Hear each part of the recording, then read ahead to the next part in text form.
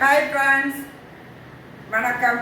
எல்லாரும் எப்படி இருக்கீங்க? இன்னைக்கு நம்ம சேனலில் என்ன பார்க்க போகிறோம்னாங்க, நான் வந்து சாம்பார் பொடி தான் அரைக்க போகிறேன் ஃப்ரெண்ட்ஸ். அதுக்கு வந்து 1/2 கிலோ மிளகா, 1/2 கிலோ மல்லி நல்லா காய வச்சு எடுத்து வச்சுருக்கேன். நான் என்னெல்லாம் வறுக்கேன், என்னென்னலாம் சேர்த்து போடுறேங்கிறத வீடியோவில் பார்ப்போம் வாங்க. அதுக்கு ஸ்டவ்வை ஆன் பண்ணிட்டேன் ஃப்ரெண்ட்ஸ். அதுக்கு ஒரு பாத்திரம் எடுத்து வச்சுருக்கேன். 100 கடலை பருப்பு ஃப்ரெண்ட்ஸ். இதை வந்து நான் நல்லா வறுத்துக்கிடுறேன். நம்ம வந்து எல்லாத்தையுமே வறுத்து நான் இதில் சேர்க்க போகிறேன். இந்த சாம்பார் பொடிக்கு பருப்பை ஒரு பாத்திரத்தில் நான் அப்படியே மாற்றிக்கிட்டேன். அடுத்தாப்பில் 100 துவரம் பருப்பு ஃப்ரெண்ட்ஸ். இதையும் நான் வறுத்துக்கிட போகிறேன்.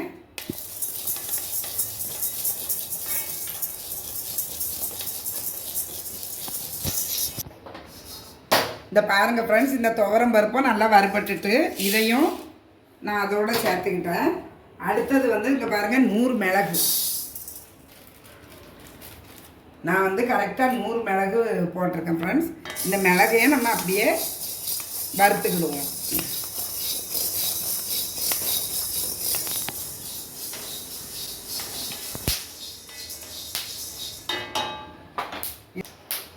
மிளகையும் இதிலேயே சேர்த்துக்கிட்டேன் ஃப்ரெண்ட்ஸ். அடுத்தது வெந்தயம். 100 வெந்தயம் நான் எடுத்திருக்கேன்.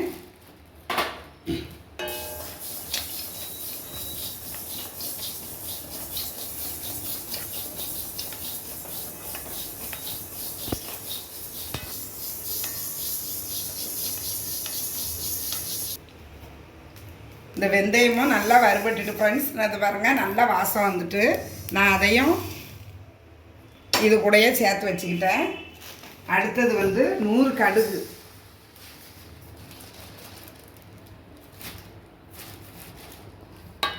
கடுகையும் நம்ம லைட்டாக அப்படியே வறுத்து சேர்த்துக்கலாம்.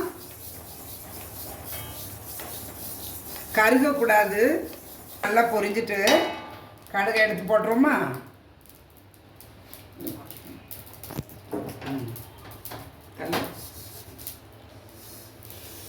கடுகு,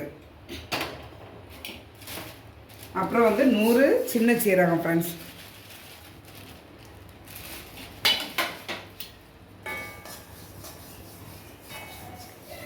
சீரகமாக நான் இதில் சேர்த்துக்கிட்டேன்.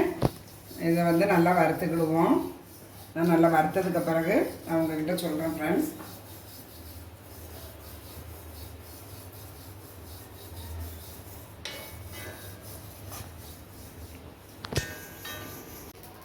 ஐம்பது மஞ்சள் வாங்கியிருந்தேன் ஃப்ரெண்ட்ஸ், வரலை மஞ்சள். அதையும் நான் இது கூடயே சும்மா அப்படியே லேசாக வறுத்துக்கிடலாம்.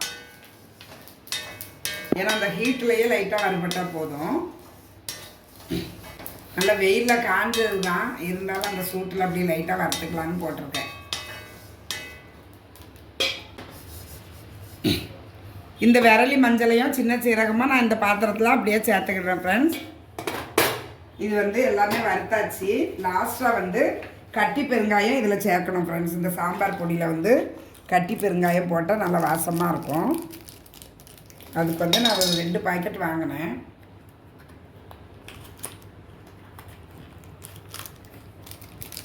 இதை வந்து இந்த பாத்திரத்தை போட்டேன் ஃப்ரெண்ட்ஸ். கொஞ்சோண்டு எண்ணெய் ஊற்றிக்கிடலாம்.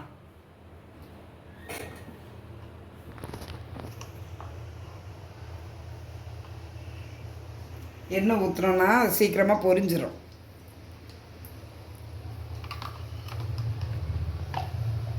இதில் பாருங்கள், இந்த எண்ணெய் ஊற்றுறதுமே நல்லா பொரிஞ்சிடும் ஃப்ரெண்ட்ஸ். இது பொரிஞ்சதே அதை அப்படியே நம்ம எல்லாமும் சேர்த்து மசாலா அரைக்கிறதுக்கு சேர்த்துக்கலாம். சாம்பார் பொடி அரைக்கிறதுக்கு பெருங்காயம் நல்லா பொரிஞ்சிட்டு ஃப்ரெண்ட்ஸ். இதையும் நான் அப்படியே இந்த பாத்திரத்தில் சேர்த்துக்கிட்டேன்.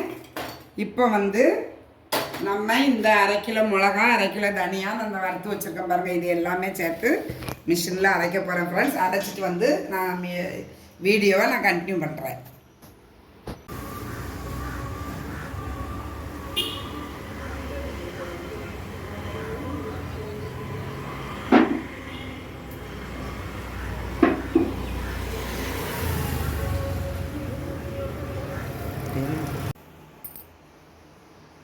இந்த பாருங்கள் ஃப்ரெண்ட்ஸ், சாம்பார் பொடி வந்து நான் வந்து அரைச்சி எடுத்துகிட்டு வந்துட்டேன்.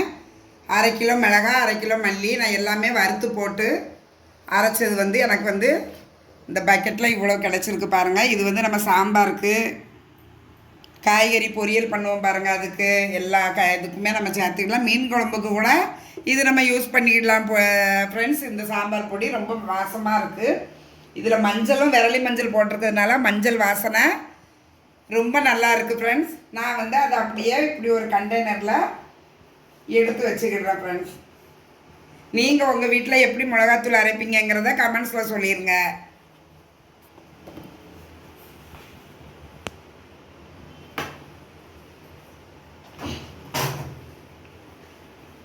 தேங்க்யூ. வேறு ஒரு வீடியோவில் மீட் பண்ணுவோம். பாய். சப்ஸ்கிரைப் பண்ணுங்கள், கமெண்ட்ஸ் பண்ணுங்கள்.